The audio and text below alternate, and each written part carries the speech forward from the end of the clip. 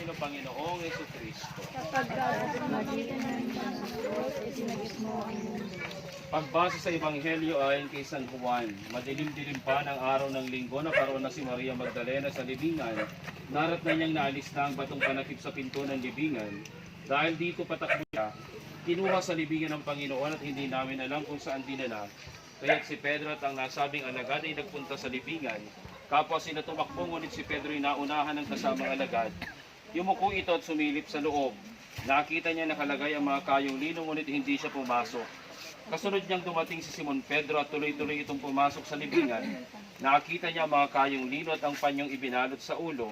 Hindi ito kasama ng mga kayong lino, kundi hiwalay na nakatiklop sa isang tabi.